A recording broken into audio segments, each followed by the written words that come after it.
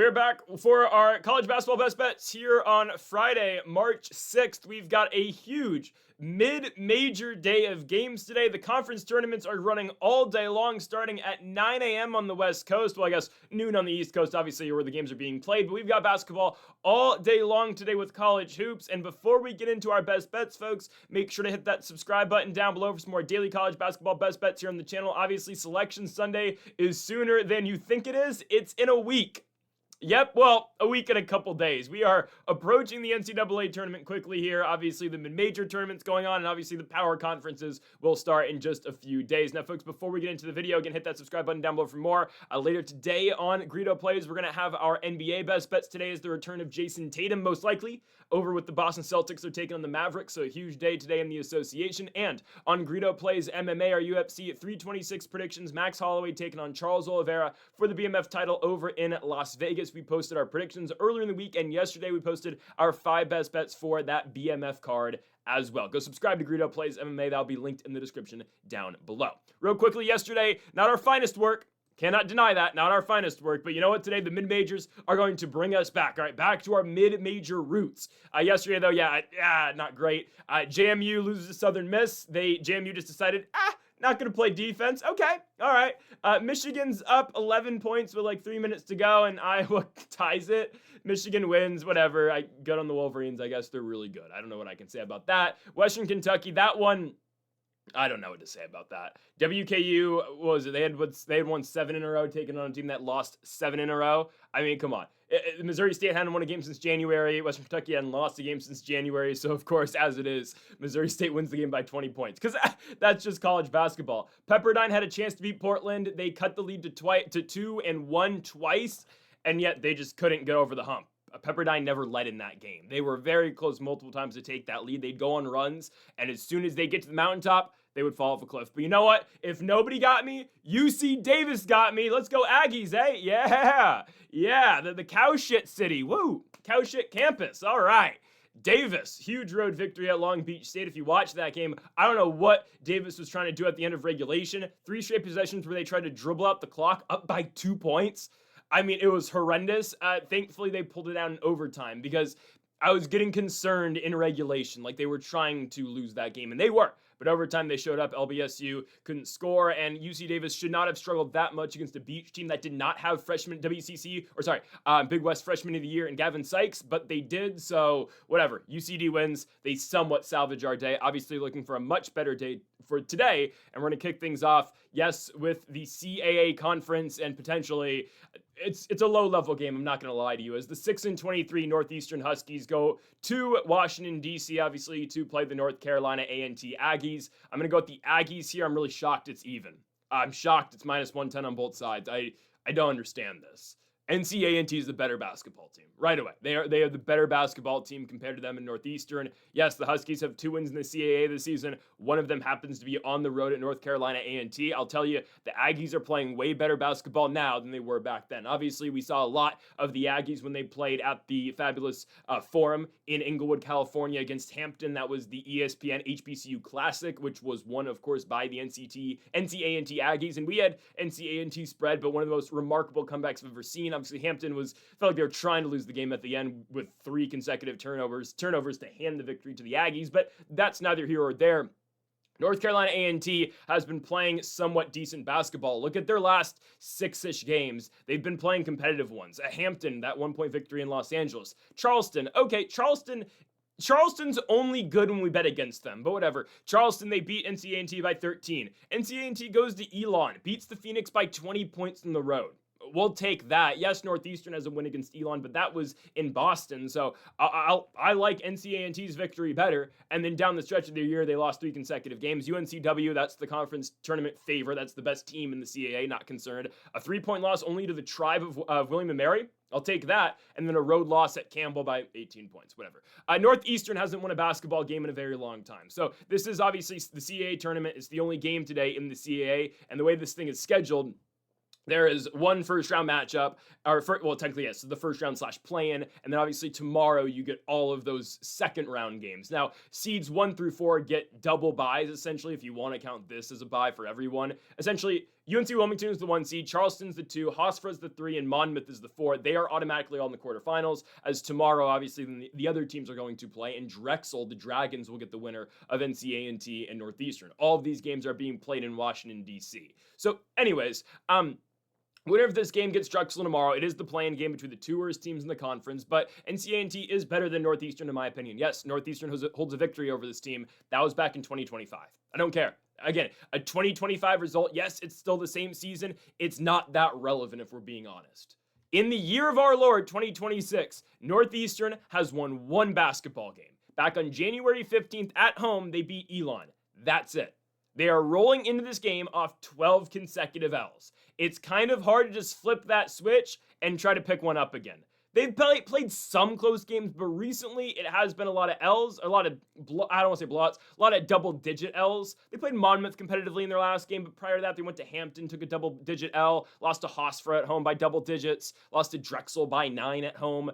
They're not good, obviously, right? 6-23 on the season, 2-16 just in the conference. I mean, to start their year, by the way, they played BU, obviously, in the Patriot League's BU, who yesterday beat American at home, big victory. They go to Navy in a couple days. It's going to be a big matchup. I think the winner of that game is going to win the Patriot League, but that's neither here or there. Northeastern lost to Boston University, and that's nothing, disrespectful to the Patriot League. And yes, I like Boston U a lot. I think if they beat Navy, they're going to win the entire thing and go to the NCAA tournament, only having 7 healthy players on that team. But you expect a CAA team to beat a Patriot League team. At least right now you do, right? Just considering how both those conferences fare. I get it. Northeastern's not an elite team, but they lost that game to start their season, and they lost to Holy Cross as well. They went to Holy Cross and lost by 20-something points, or 10-plus points.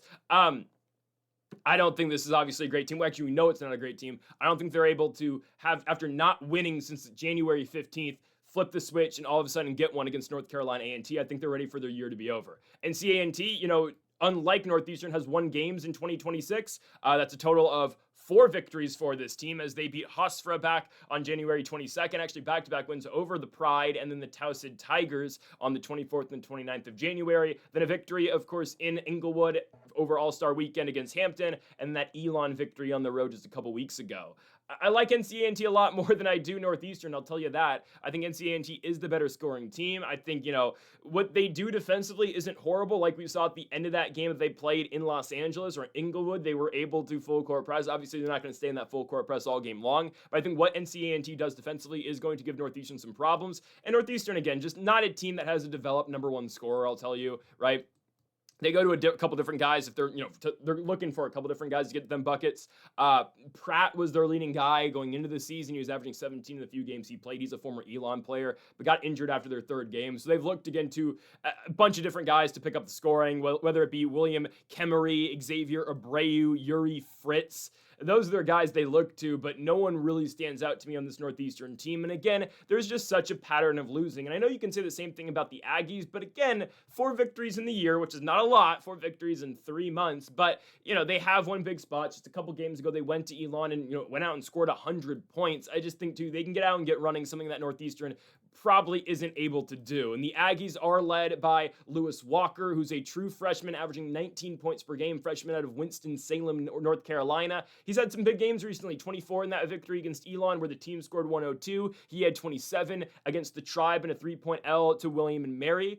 He's been solid. Lauren Walker was a leading scorer earlier in the year. He got injured in the Howard game back in December, so they've been without him all year long. But again, Lewis Walker's been their main guy. Trent Middleton Jr., Zamuku Welche Ume has been all right, too. He's a double-digit scorer for this team. He's their big, essentially averaging 11 and 7.5.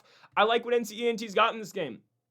I do. I will take North Carolina A&T against Northeastern. It's an even money game, which really shocks me, I'll be honest, just because one team's been able to go out and get victories recently, one team hasn't. And yeah, like North Carolina A&T started conference play 0-6. And yes, that does include a loss to Northeastern, but I will tell you, right, that game was back in December. Yes, it was at NCAA. Northeastern's won 1 game since that game. I mean, I can't trust that team to do it again. Again, Kemery, their Swedish guard, was their leading scorer in that one for the Huskies, averaging 22. But I like NCAA a lot in this spot, as long as they... As long as this one's not a super low scoring one, which again, elimination game for both teams, obviously, do or die, win or go home situation. You might see some tighter defense. Obviously, that's just expected in basketball in general. But I do think the Aggies have what it takes to win this basketball game. And as well, right, Northeastern is a 6-23 team, right? Again, records don't mean everything. Hell, Gardner-Webb won their matchup against SC Upstate in the Big South. Obviously, they're playing High Point today, first game of the day at 9 o'clock. High Point's a 25.5-point favorite. Thought about taking the running Bulldogs on that plus, obviously on the spread. Obviously didn't.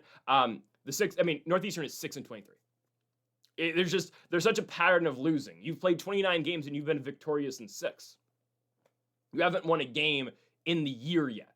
What makes you think you're going to go to the conference tournament and figure it out? Right? I think they should be bigger underdogs here, but they're not. I think it's just, the thought of the unknown because both these teams aren't very great, but I'm telling you, I've watched the Aggies play. They are slightly better than Northeastern. This game is on, oh goodness, it's on Flow Sports, so we'll have fun tracking this one on ESPN, or ESPN's app, or I guess Reel's going to have this game, so great, because what the hell is Flow Sports? No, again, it's a subscription. I'm not doing that, obviously. So anyways, we're going to take the Aggies to win this game, -110 for NCANT. On to our next game, and we move to Arch Madness, the Missouri Valley Tournament, as the Murray State Racers and the UIC Flames kick off day 2 of the MVC tournament, and it's been eventful so far, obviously, in St. Louis, Missouri, as yesterday, the Drake Bulldogs. So I told you, watch out for, obviously, at the end of the video, right, we're going to go over every single conference tournament like we did yesterday, and trust me, there's a lot today, so we'll get to that again at the end of the video. But anyways, Drake yesterday pulls off the huge upset. They're losing early against Southern Illinois, but they come back and win the game. They're going to play Belmont later today. Again, conference tournament talk at the end of the video. Valparaiso beats Indiana State like we thought, and UNI got by Evansville. So, a pretty good day for us. Of course, those aren't bets, but, just predictions, and obviously for the hell of it, because this is March, right? This is the madness beginning. But Missouri Valley play continues today. Obviously, these are the two teams that had no involvement in yesterday's games, right? Because it's a 10-team bracket, so the 4-5 matchup's already set. So Murray State, not Missouri State. Oh, I have nightmares from yesterday against the Hilltoppers. Murray State versus UIC has been a set matchup for a couple days now. They've known they're going to be the 4-5 game, and I like Murray State here. I like Murray State to win the basketball game. I just think they're better. They're, you can go easy, you can go as simple as saying, oh, well, they're the higher seed. They're supposed to win this game. They're both 12-8. They both went 12-8 in the conference. I think Murray State had a better overall record at 20-11. UIC was 17-14. So yeah, technically the Racers had a better regular season, just as a whole. And Murray State is coming into this game losers in 3 out of their last 4. But that's why I think they're undervalued here. Honestly, that's why I think this game's only even, or -110 on both sides, just like our first game. I think if Murray State wasn't coming into this game losing 3 of 4, I think they'd be in a much better spot, at least odds-wise. I think Vegas would have them at -125, maybe even -130. Just because they lost these games, I'm not really concerned, because again, it's not, oh, you lost games, it's who did you lose games to? They lost to Belmont, who's going to win this tournament. I'd be shocked if Tyler Lundblade and Belmont doesn't win this entire thing. So they lose to Belmont, Illinois State on the road, okay. Evansville at home, you win, obviously. You can't lose that game. And then Bradley on the road. Those are good teams. And that's just the Missouri Valley. I mean, any given night, if you go on the road in the Missouri Valley Conference, you may lose. Ask Belmont that, who, again, is by far the best team in the conference and #1 seed in the tournament. But they have lost games. So I'm not concerned about Murray State's recent games. I'm not concerned about it at all. I think they're a very good team. I know they can score. They can get into the 80s easily, and they already own 2 victories over UIC. Now, that doesn't obviously tell the entire story. That doesn't paint the entire picture, because yesterday, hell, right, we had Pepperdine. Pepperdine was a plus money dog yesterday, taking on, obviously, those Portland Pilots, and Portland wins the game, and yet Pepperdine obviously had won both regular season matchups. A little bit different, though, right? And we took a shot in the plus money, obviously, on Pepperdine. It didn't go our way, but that was the lowest ranked team in the tournament and the conference, taking on a team that wasn't very good either, but a team that technically has a win over Gonzaga. This one's different. Murray State's the higher seed. Murray State's been the better team this year, and they're a 20-11 squad going into this game. Murray State's got legitimate potential to win the entire thing. And you know what? I'll say that about a lot of teams in the Missouri Valley Conference. Like, legitimately, Belmont should win. Would not surprise me if Bradley wins. Would not surprise me if Illinois State wins. We'll get to Illinois State, Northern Iowa later in the video, but those are two both very good teams. And hell, Murray State could go on a run. UIC could. I just don't think this team is going to be able to win games down the stretch. And okay, UIC's recent results need to be talked about. Now, these are the type of games we do need to mention, right? Again, I have no problem with the games Murray State's lost. I don't. But Bradley, Illinois State, Belmont. Who has UIC just lost to? Oh, you're saying Valparaiso went into Chicago and beat the Flames? Huh? They beat Bradley in a double overtime game. I'll give you that. That's great. And then what? You closed your year at Terre Haute and you lost to the Sycamores of Indiana State. Yeah, see, that's horrible. That's horrible, in addition to the fact that you've lost twice already this season to this very team, obviously, in the Racers of Murray State. I don't like it. 5 games ago, yes, UIC beat Illinois State and they blew them out 83-56. It's a shocking game, shocking result. UIC was at home, but it's that recent stretch that I just hate. You have such little momentum going into this thing. This is a team that's already beat you twice. And yes, that's a saying in sports. It's hard to beat a team 3 times in a year, right? I mean, very random, pull. But I mean, remember when the Tampa Bay Buccaneers went on that Super Bowl run with Tom Brady and they lost twice and didn't look good in either game against the New Orleans Saints in the regular season. And obviously the Bucs in the playoffs went to New Orleans and won, and obviously en route to winning Brady's 7th Super Bowl. And I know I just compared Tom Brady to the UIC Flames. Yeah, the Flames don't have a college basketball equivalent to the greatest American sports athlete ever. But I would argue the greatest sports athlete ever. But anyways, right? It is hard to beat a team 3 times. So that is the one thing going into this game for UIC. It's just they have such little momentum going into this one, and scoring 63 points in Terre Haute, Indiana against the Indiana State Sycamores is sickening. It's really bad. It is an atrocious effort. You're going to see Elijah Crawford and Ahmad Henderson be the 2 leading scorers for this team usually.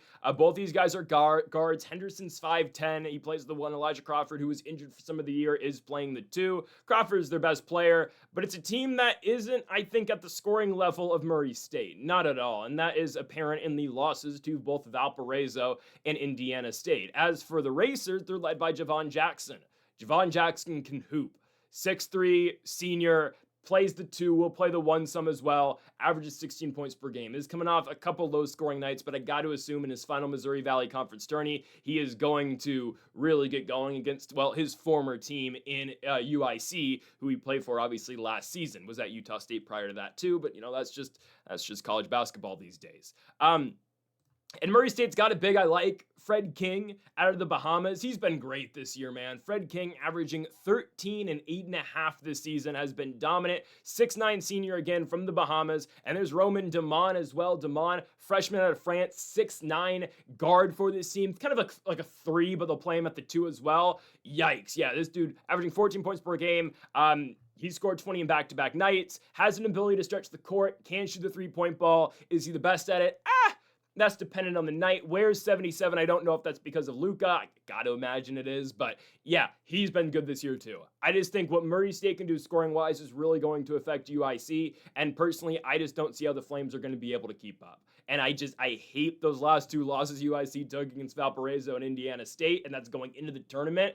And on top of that, too, Murray State's had this team's number. They beat him twice. The first matchup in Chicago back on New Year's Day, 81-77 victory for the Racers. And the second time out at Murray State wins it 81-74. So that, in combination, combining that fact with the fact that UIC just lost to Indiana State, also with the fact that stylistically this game very much favors Murray State in terms of what they're able to do to push the ball up court and get scoring and get running.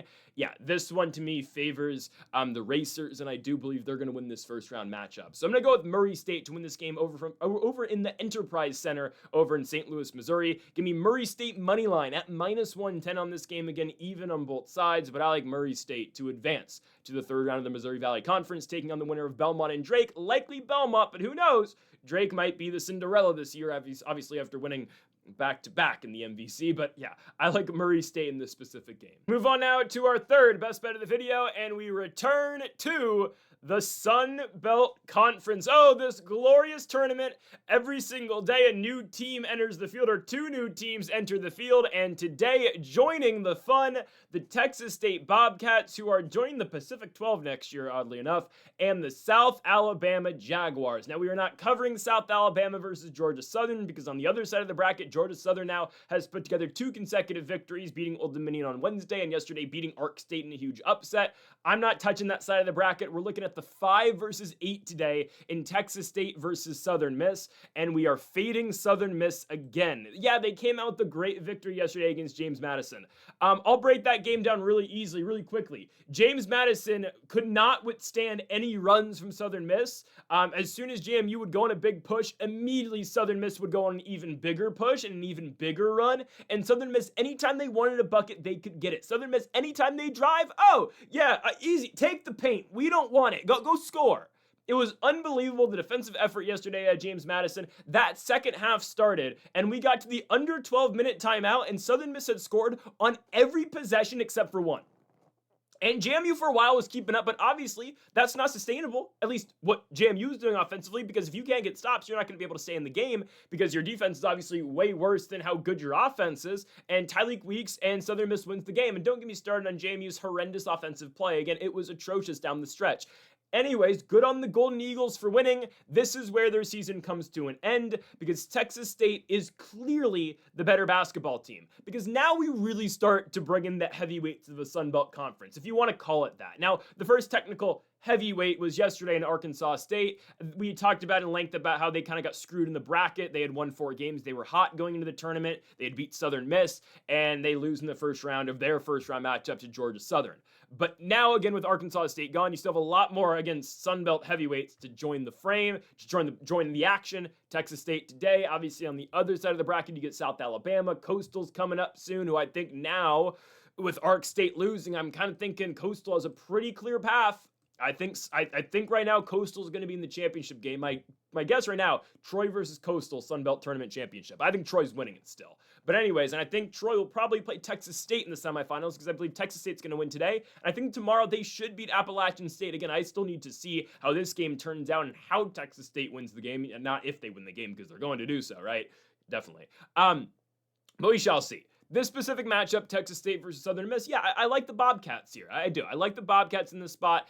They have won more than 3 out of their last 4. They've won, I think, 8 out of their last 9 going into this game. I don't love the loss on the road in Lafayette, Louisiana to the Raging Cajuns. That's less than ideal. But for the most part, this team has just been winning games. As it is, I think 8 out of their last 9. Yes, it's 8 out of their last 9 they have won going into this matchup. Coming off a win against Appalachian State. Prior to that, the road loss to Louisiana sucks, but they really put together a big winning streak. Marshall, Old Dominion, Georgia Southern, Western Michigan in the Sun Belt MAC Challenge, Troy, UL Monroe, South Alabama on the road. Obviously, the loss to Louisiana and a win over Appalachian State in there as well. Now, in the regular season, these two teams only met up once. It was at Southern Miss. It went into overtime, and the Golden Eagles pulled away in that they played twice. The first matchup was a Southern Miss victory. The second one was a Texas State win at home. So they split. Obviously, Southern Miss wins the first one. Texas State wins the second matchup. I don't know why the second matchup I just forgot about for a second. Regardless, though, they are 1-1. I just don't love Southern Miss on a second out of a back-to-back. Obviously, again, this is how the Sun Belt tournament works. That's how the WCC tournament's going to work. We're not talking about the WCC today because nothing I like in there. We'll talk about, again, what's going to happen, but not in terms of bets today. But it's hard for teams to go on runs, and this is why these conference tournaments are made like this, and that's why you don't get any days off. The Sun Belt wants to guarantee their best teams a chance to win the entire thing. And if, everyone still gets an equal opportunity, well, not an equal opportunity, but everyone gets an opportunity. And if you are just that good, like, again, look at the other side of the bracket right now and currently, again, what Georgia Southern is doing. If Georgia Southern can continue to win and they win, 4 more games in a row, then yeah, they deserve to be the conference tournament champions and they deserve to go to March Madness. But that's just how these are seated like this for a reason.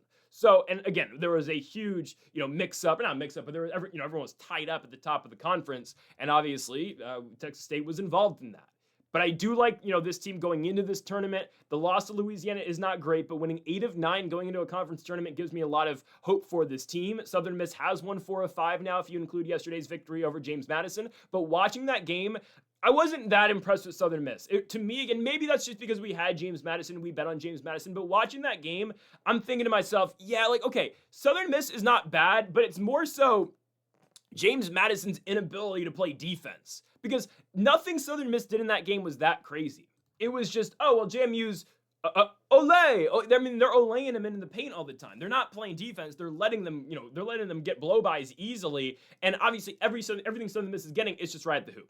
And Southern Miss, Tyleik Weeks went to that mid-range game quite a bit yesterday, but for the most part, it was everything underneath the basket. It was a lot of offensive glass work for Southern Mississippi, and that first half, JMU's winning. But again, Southern Miss just pulls away in the second half. JMU technically shot 52% in that game. I don't know how, just watching that game didn't feel like that. Also, Southern Miss got to the line quite a bit. They shot 34 free throws, and yes, JMU did start fouling with like 90 seconds left, so obviously that, that obviously adds on to that free throw total for the Golden Eagles. But I do believe their run ends here. I mean, think about this. They were dogs yesterday against JMU. They were plus 115. They're favorites to beat Texas State. I don't get that. And, again, JMU thought of maybe could go on a run. Texas State can definitely go on a run, too. I don't think Southern Miss is equipped to win back-to-back games, though. I just don't. And you got to realize, too, yesterday, the Dukes, their leading scorer, Justin McBride, who averages like 16, 17 points per game, scored 3. He had 3 points the entire game, and really those didn't come until the final 3 minutes of the game, 2 minutes of the game. So, again, it was just a horrendous, I don't want to say it's a horrendous effort, but it was a really poor game played by James Madison, especially on the defensive side of the ball. They would just hack, it's either, okay, yeah, free lane to the basket, or we're just going to hack you and hope you can't make free throws. Tyleik Weeks shot 15 free throws for Southern Miss. He had 13 of them. I just don't think it's going to be that, I don't think the paint's going to be that accessible in this game for Southern Miss against a team like Texas State, with a team obviously in the Bobcats who has a pretty good big at the helm. That's obviously DJ Hall. Hall, again, not the biggest guy, 6'7" at least for a forward, but he plays, again, he's a physical big, and he is, very, very good defensively and scoring wise too, but he averages 15 and 8, the freshman out of Plano, Texas. Best player on the Bobcats, Mark Drone, averages 14 as well. I do believe the defense out of Texas State is going to make the difference in this one. Again, you got to consider now, okay, 2 games in a row for Southern Miss in back-to-back games. Watch out for Tyleik Weeks. He's going to be the difference maker. He plays the 3 for Southern Miss. He's a good player. He's going to be on the court the entire game, has a phenomenal mid-range shot, but I still think Texas State's able to win this one. Again, second out of a back-to-back for Southern Miss. I just don't like it, and I think, again, I don't want to discredit them, but it was a very easy spot for them yesterday that they just came through with. I'm going to go with Texas State. Again, going into the game, it was not an easy spot, but as the game played out, yeah, the Dukes did not show up for that matchup. So I like the Bobcats here in this next, this is a 4th round matchup here in the Sun Belt tourney. Give me DJ Hall and Texas State winning this one at money line -105 as underdogs. Give me Texas State.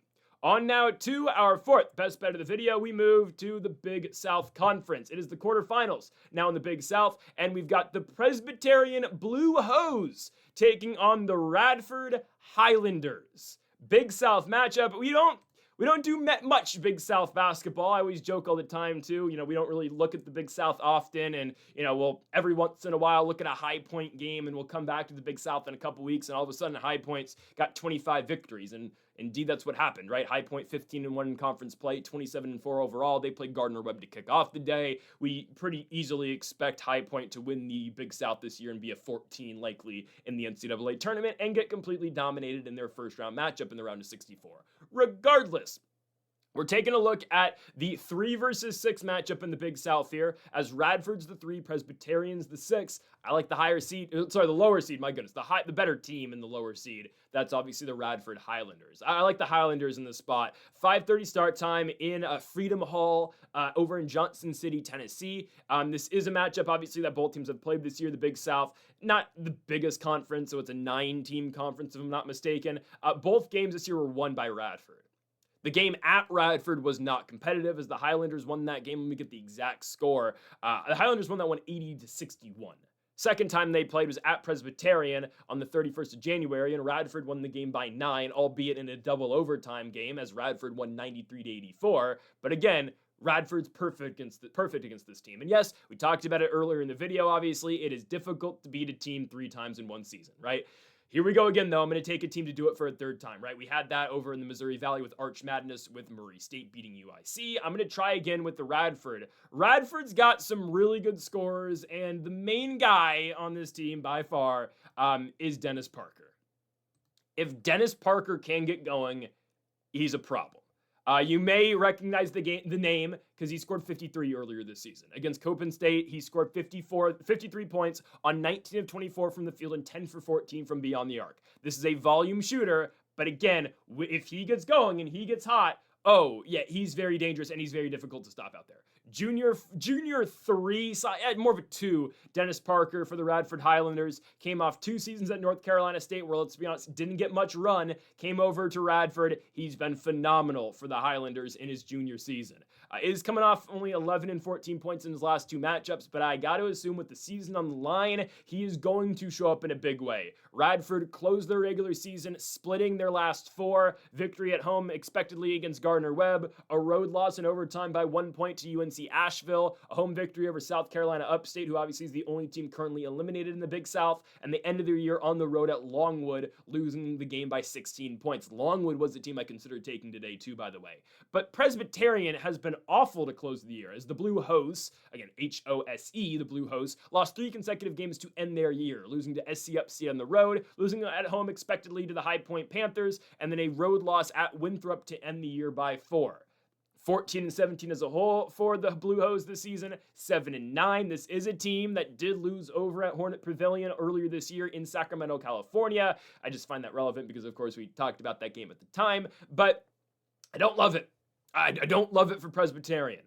They are going to massively struggle to keep up with the Radford, and that's just how both of the games in the regular season played out. Both of them were in January, but in both of those, Presbyterian cannot keep up with the scoring and just the overall pace that Radford plays with. Presbyterian's best player is one of their bigs. It's Jonah Pierce, 6'10 forward technically, but yes, he's their center. Average 16.5 points per game and 10 boards a game for the Blue Hose. This is his 3rd season, all of which have been at Presbyterian. Just dropped 20 in their last matchup against Winthrop. Again, he's probably going to give you 20 and 10 in this game, but it does take Jonah Pierce a while to get going, at least in terms of trying to get your offense going with Jonah Pierce. He's not a great free throw shooter. He went 2 for 7 at the free throw line in his last game. That's 28%. And a lot of his looks, again, are down low. You're trying to back your opponent down looking for easy lands. Again, that's great, and you're going to score at times with that. But if you hack him, he's not great at the free throw line. And just thinking about the overall pace of play in this game, I don't think Presbyterian's able to keep up against a Radford team that wants to get going, especially just the way that Presbyterian wants to slow the game down. Again, if they're able to turn it into their game, maybe they will find success, but I wouldn't bank on that in this one. The Blue Hose's best guard is going to be Carl Parrish. Parrish has put together double-digit scoring games, and I think 8 in a row, give or take, averaging 14.5 this year. He is a junior out of Miami Gardens, Florida. 3rd consecutive season as well for Presbyterian. Again, this is an experienced team that has played together for quite a bit. Their other guard is Tristan Wilson. It's his sophomore season, but was at Presbyterian last year as well. I just think Radford's the better team, and I think Radford has the better scorers. As long as we get points, we're going to be fine. Because it goes beyond Dennis Parker, too. Again, Dennis Parker is known because he had the 53-point game earlier this year. Dell Jones has been a really good scoring option, and one could argue Dell Jones, who is a 6'3 guard, played at Clemson last year. Radford gets a lot of players from the ACC who kind of bounce back.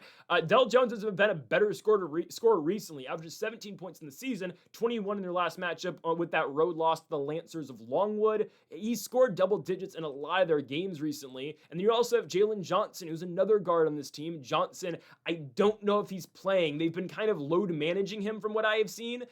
Played in the SC Upstate game, did not play in the Lancers game against Longwood, but I don't think the injury is that serious. He's their point guard. We'll see if Jalen Johnson does play tonight. Senior, came from Tennessee Tech last season. We shall see if he goes. Again, if he doesn't, it's okay. They have other guards that can score. Radford's main big is Tyson Brown. He's a senior, averages 6 and 7. We'll see. His minutes have been kind of cut recently. They have some other bigs they go to, and they've been playing a little bit smaller recently, which I can't imagine they're going to play small today again, especially with the big caliber of Presbyterian with Jonah Pierce. But if they need to go to their technically leading big this season over in Tyson Brown, again, not a bad option. He averages 6 and 7, played at URI, was at Georgia Southern before. Again, we shall see what they go to in terms of big play tonight. Their other big is Frederick Erickson, who I think they're probably going to start. Erickson played more minutes against Longwood, freshman out of Denmark, who's been seeing more minutes as of late compared, again, to their original starter. So we shall see how Radford approaches this one, but pace of play is going to determine a winner here. I got to think Radford's going to be able to get out and get scoring. And again, we got to think of how both these games in the regular season went between the Blue Hose and the Highlanders.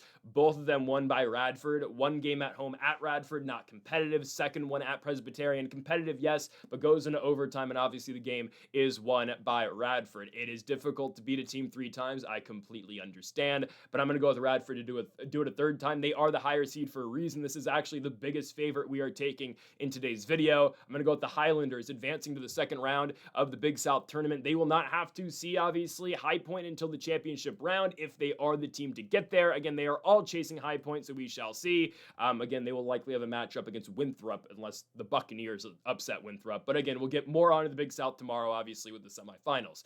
Give me Radford against Presbyterian. On to our final best bet of the video, we will conclude back in the Missouri Valley. You saw it in the thumbnail. I believe it's the biggest game we are going over today. Before I completely break this down, the games I considered adding today, again, I had a bunch of games in consideration. There were 2 specific ones that I thought about going to, but I decided better of it. It was Ball State at home against Central Michigan. That's not a conference tournament game. It's the final game in the MAC today, so I thought about going to that. I also thought, actually there's 3. Is that, I thought about going to Miami of Ohio, covering on the road at Ohio, but I just feel like the way the Red Hawks are playing right now, they're just in survival mode, and I think they're going to win and go undefeated, and obviously that they should be in the tournament regardless, but we got to put Auburn in. But that's a big game. I just don't know if they can cover that on the road, so I laid off that, obviously, but definitely Ball State was really close. I was very close to adding that one, and then it was Longwood, actually, against UNC Asheville. I kind of wanted to take the Lancers in that spot, but yeah, definitely the 6th best bet today by far was Ball State. I really got close to doing so. And then also, oddly enough, Dayton beating VCU and eliminating them essentially from the tournament. Got really close to that one too. So anyways, and if you want some of that NHL, the San Jose Sharks are 100% winning at home tonight against the St. Louis Blues. Anyways, Northern Iowa versus Illinois State in the Missouri Valley quarterfinals. So obviously the winner of this game is going to take on the winner of Belmont versus Drake. This is the nightcap tonight in the MVC, and the winner of this game is going to take on Bradley and Valparaiso. My goodness, that's Murray State, UIC, obviously taking on Belmont. I like Illinois State. I like Illinois State to beat UNI. Again, I don't think it's the biggest difference. I don't think it matters that much, but yes, Northern Iowa played last night. And it was a game they were expected to win, right? I mean, they are the lowest seeded team playing in the opening round. So obviously they get the easiest matchup against the Evansville Purple Aces. And the game is closer than you would have liked it, but it is a typical UNI basketball game. Low scoring, Panthers limit possessions, they are leading throughout. Again, Evansville's always kind of in it. At halftime, actually, Evansville led the game by 1 point, and that was the only time they ever held the lead, was going into halftime. They hit a 3 right before half, and then UNI, again, just drained them as the game goes on. Slow-paced game, you got to maximize your possessions, and UNI playing that defensively minded game obviously beats the Purple Aces. They were expected to do so. They were a minus 1450 favorite. The Purple Aces actually did cover the spread against Northern Iowa. Okay, this game is all dependent today on how stylistically it plays out. Because UNI is such a special team in terms of what they are in the Missouri Valley Conference. They are just different than everybody else. We've talked about it at length this season. If your game's low scoring against UNI, you are losing. 7 times out of 10, you're losing. That's their ideal game. And why do I say 7 out of 10 times? Well, Southern Illinois just beat UNI a couple weeks ago, 59-57 in Iowa. Cedar Falls, I think. Illinois State, oddly enough, has beaten UNI in a low-scoring game. They did it at Illinois, 59-54 victory for the Redbirds, who are, by the way, the reigning CBI champions. Just want to put that out there, okay? They might have a chance to retain their CBI crown. They actually beat the Blue Hose of Presbyterian in the first round of the CBI last year. Anyways, Illinois State has won that low-scoring matchup against UNI. It's not how you want to play them, though, because if you make UNI run with you and you make UNI score, you force them to, if you're going to win the game against them, you score 75 points because they're not going to score 75. Most likely, it's just not what they do. Northern Iowa will have those rare games, but by playing a low-scoring game and slowing your possessions down and while struggling to score, you are falling right into the Northern Iowa Panthers trap. Again, it's just their style of play. But Illinois State has passed this challenge twice this season. both at Northern Iowa and at Illinois. The first matchup we're going to be talking about earlier, a low-scoring game, but the Redbirds were able to win it 59-54. The second time out in Iowa, that's just a couple games ago. That was February 25th. Illinois State was able to win that game on the road 71-69. And obviously, the Redbirds got the biggest momentum booster they could have possibly gotten last weekend on Sunday, beating the number 1 seed in the Belmont Bruins 81-74. That is a massive victory, even money game at home for Illinois State. They pulled off the upset. I think Bradley's good, but to me, Illinois State is the second best team in the conference, and I do believe this is going to come down to Belmont versus Illinois State again in the conference tournament championship game. One that, yes, I would be taking the Belmont Bruins, do not get me wrong, but a matchup that definitely Illinois State would have a chance to win. Again, that would be a very fun game. I hope it happens on, was that Sunday? My goodness, yeah, it's just in a couple days. Their conference tournament championship will be. Anyways, this specific game, Illinois State just needs to be able to score points. And again, they've shown the capabilities. We can win this low-scoring game. We can win a UNI-type game. I'd much rather them score 80 points and be fine. Obviously, yes, you have to hit your shots because Northern Iowa is such a good defensive team. They play great perimeter defense, and they really pack the paint. I mean, this is a team that, for the most part, is going to play 4 forwards. It's just what they do. They'll play Trey Campbell, who's their best guy, best scorer. Trey Campbell is their point guard at 6'4". He's from Cedar Falls, Iowa, averages 13 points per game, dropped 23 yesterday against Evansville, and they're just going to play a bunch of forwards with them. That's just how they work. They don't really go into their, they don't really go into their bench much. I think they play 7-man rotation, if that. It's primarily sometimes they'll go 3 fourths, but usually they will go 4. Their starters are all forwards. And plus, Trey Campbell too. That's what they do. They play huge. I mean, they're playing a 6'8" Will Hornseth. They're playing a 6'5" Leon Bond, who technically, is a 3, but still a big dude. Tristan Smith, 6'7", I believe. And then obviously you got Trey Campbell. It's not like they're not like they're playing a bunch of centers, but obviously they play a bunch of forwards who know how to defend, and they kind of just all shoot threes, not that well, but they're all capable and 100% willing to take those shots. If Illinois State can just shoot over this team, they're going to be fine, which is easier said than done, but there's some really good scorers on this team and really good shooters on this team. But their best guy, Chase Walker, isn't really a shooter. He's more of an interior presence player, has not played big minutes as of late, and they haven't really looked to Chase Walker, who is a junior, is averaging 14 points per game for them. Johnny Kissinger is their best scorer. I'm pretty sure I'm butchering his name, but he's their point guard. Averaging 12 points per game this year. This is a very good shot creator and a good playmaker. He's going to attempt 7 3-pointers per game, give or take, and they are looking again to shoot over you. They have a bunch of guys, again, who are capable of scoring. You've got multiple 40% three-point shooters on this team. Tyreek Coleman's a 41% three-point shooter. Bowden Schoonberg is a 43% three-point shooter, and Landon Wolf is a 40% three-point shooter, too. Again, Kissinger is a 31% three-point shooter, but he's just going to attempt a lot. I would say overall, he is their best playmaker and is their best scorer. I just think they have the style to beat UNI. We've seen it twice this season, and we've seen it again in the different ways of Northern Iowa basketball. Low-scoring UNI style of game, or usually the way that the Panthers get beat. Oh crap, the team's scoring on us, and we just can't keep up. I like Illinois State in this spot. I like the Redbirds to take it. Again, there is no bigger momentum boost than beating Belmont. That team's great. Tyler Lundblade and that team, they shoot. They're a phenomenal team.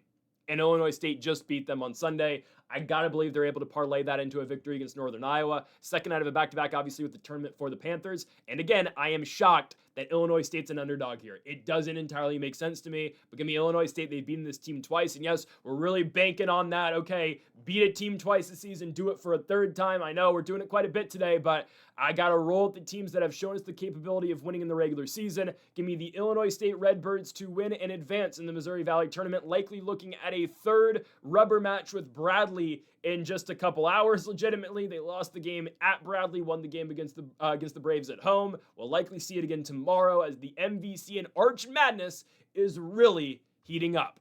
Okay, so that will do it for the best bets portion of the video. Obviously, like we do every day, we are going to talk about every conference tournament to close the video. So, kicking things off with the first conference tournament today, that would of course be the Big South. As we have got yesterday, Gardner-Webb, 2 days ago, obviously, Gardner-Webb beating SC Upstate. Huge upset, and now here we go. All these games are being played in Johnson City, Tennessee. High Point, Gardner-Webb. So, yeah, I think Gardner-Webb's going to cover the spread. It's 26.5. I'll go with the running Bulldogs in that one. Obviously, High Point's going to win. UNC Asheville, Longwood. I like Longwood. I like Longwood a lot in that one. Pause. I like the Longwood Lancers to win the basketball game. There we go. They'll win, I think. As a 5 seed, I'll take the upset there, kind of. It's not really an upset to me, but whatever. Winthrop, Charleston Southern. I'd be shocked if the Bucks win that game. Obviously, Radford Presbyterian. We already took Radford. It would be a shock if High Point doesn't win this tournament. Let's just be honest. They have more money than all these teams, so yeah. Anyways, next conference tournament, let's go to the Atlantic Sun. Obviously, Central Arkansas and Austin Peay, the top 2 teams in the conference. We shall see what happens today. In the first round of the tournament, Bellarmine beats Jacksonville. FGCU gets by Northern Alabama. Stetson just has a miraculous shooting day against Eastern Kentucky. And West Georgia beats UNF. So Central Arkansas versus Bellarmine. Central Arkansas should win that game. Lipscomb, FGCU. I think FGCU is capable of winning that. I don't know. I wouldn't bet on it. Again, if I liked it that much, I'd put it in the video, but I think FGCU is capable of pulling off the upset. Austin Peay, Stetson. I just don't think Stetson's going to shoot that well again. Queens, West Georgia. I think West Georgia might win that game. Oh, I think they might. I'm not sold on Queens this year. I am going to take West Georgia on that one. I'll take another upset in the A-Sun. Next up, we move to the CAA, the Coastal Atlantic. So obviously, UNC Wilmington, Monmouth, Charleston, and Hofstra all have byes. We already talked about that matchup between North Carolina A&T and Northeastern, and obviously the winner of that game will advance to tomorrow, taking on Drexel. We'll talk about those other games tomorrow. This is just the bracket, and obviously we'll get more into it again in tomorrow's video. As Stony Brook's playing Campbell, Townsend's playing Hampton, and William & Mary, who is the big dark horse in this thing that could 100% go on a run and win it. They are playing Elon. So more in the CAA tomorrow, just not much going on as of yet with just the play-in round today. Next up, we go to the Missouri Valley, Arch Madness. We've already talked about half of this today, well, really 3/4. We talked a little bit about Belmont and Drake. Again, if someone's going to upset Belmont, it's going to be Drake, I think. Like, again, I like Murray State, and we like them to win today. I don't think they're going to actually beat Belmont. Belmont, if they lose, is going to be either tonight or in the finals. They're not losing tonight, though. I just don't think Drake's that good. Like, they were good enough to beat Southern Illinois and cover. Obviously, we thought they were going to cover. Didn't know if they were going to win. They did. I don't think they're beating Belmont. Belmont's just really good, and their shooting is just phenomenal. Murray State, UIC, obviously we're taking Murray State. Bradley, Valparaiso. I'll be damned if Valparaiso wins back-to-back games and back-to-back nights. Huge victory for them yesterday against Indiana State and the Sycamores, but yeah, Valparaiso's year is over. And then Illinois State, Northern Iowa. Give me those Redbirds. Next up to the SoCon Conference, the Southern Conference, the SoCon. Today, only 2 matchups. Obviously, East Tennessee State, the Buccaneers, the 1 seed. Wofford's the 2. I still expect the Bucks to likely win this thing, but today we have Chattanooga versus the Citadel. I will say the Citadel really turned around their season. I mean, they looked dead in the water for most parts of this year. I don't think it's going to be enough to overcome the Mocs, even though, my goodness, that Chattanooga team has been just so uninspiring. Just what a horrible year for them. You're coming off of winning the NIT last year. They beat UC Irvine in the NIT championship last season, and they come into this year, and they've just been awful. I think they beat the Citadel, but again, do not bet that game. UNC Greensboro, VMI. Again, UNCG likely wins, okay? I'd be shocked if Justin Neely and UNCG does not win this basketball game. But watch out for VMI's shooting. That's all I'll say. If they get hot, we've seen it before this year, and it only happened once. I'm telling you, that one VMI game where they got hot, oh my goodness, there's a chance. No, UNCG should likely win the game. Probably lose to Wofford. We'll see. Again, I expect the Bucks to win this thing, but again, a lot of basketball left to play in the SoCon Conference. Sun Belt, we've already talked about it pretty much. I mean, again, I very quickly talk about South Alabama, Georgia Southern, but obviously we have Texas State to beat Southern Miss. Again, I'd be shocked if that didn't happen. South Alabama, Georgia Southern. Yeah, this is where the Georgia Southern run comes to an end, and this is like truly a gauntlet for Georgia Southern, because here's the thing. Arkansas, and this is a positive spin, I'll put it this way for Georgia Southern. Arkansas State's probably the best team they're going to see until maybe, Coastal. Oh, that's just tomorrow. Coastal. But that's the problem. Again, you played such a good team last night, and yes, you have the confidence, okay, we can continue to beat these teams who are all, again, just tied up and knotted up at the top of the Sun Belt Conference, so we think we can beat anybody. But all of these games are almost equally as difficult, and they had an amazing game where they beat Old Dominion. High-scoring affair. They get by the Red Wolves yesterday of Ark State, and there is another really tough, good team in South Alabama. I would take the Jaguars. Again, maybe Georgia Southern gets by. If they do, phenomenal. That run's ending tomorrow, though. Coastal, I'm telling you, Coastal, with the pace they play, it's going to be so difficult. And Coastal's hoping Georgia Southern wins, because Georgia Southern, playing 4 days in 4 days, is not going to be ready to play Coastal Carolina, who I believe will match up against Troy in the Sun Belt Conference Tournament. Or Conference Tournament Championship, my goodness. So we're going to take South Alabama. I don't know, though. I wouldn't bet it, obviously, because of the way, obviously, Georgia Southern's already played. Metro Atlantic time yesterday, our results, Sacred Heart beats Iona. Wow. Fairfield obviously beats Manhattan. I thought the Jaspers might have had a chance, but whatever. Now going on to these same teams are playing today. They are given the 4-5 and the 3-6 another day off, obviously, where again, watch out for Siena. They might win this entire thing. Merrimack versus Sacred Heart. Okay, here's the thing, guys. Like, I'll go Merrimack, but I would take the points on Sacred Heart. Merrimack is the most fraudulent 1 seed in any conference tournament this year. I'm not joking.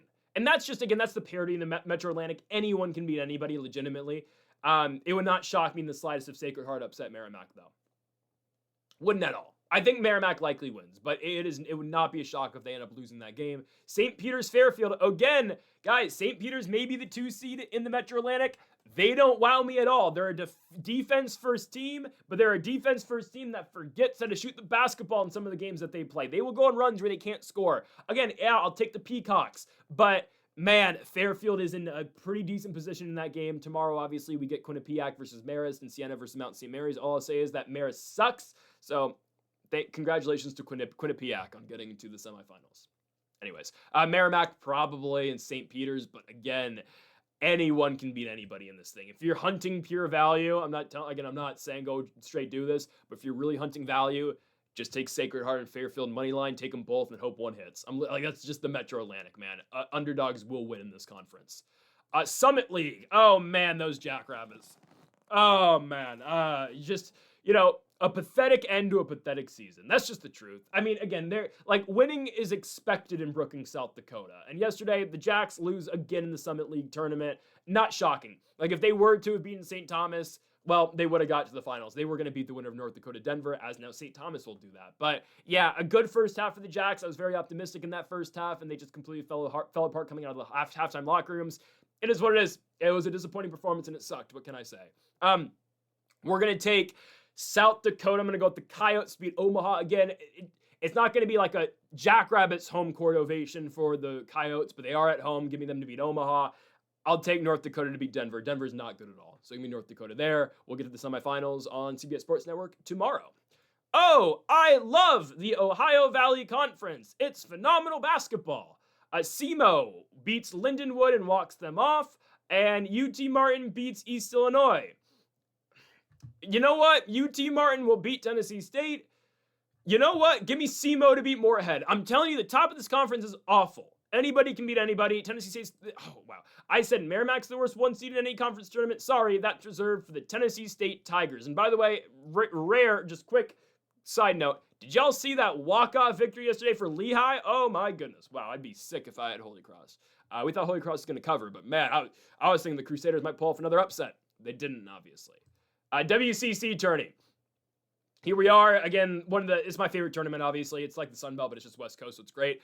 Yesterday, Pepperdine again lays an egg against Portland. We talked about it. Anytime they got within 2 or 1, they just forgot how to play basketball, so it's fun.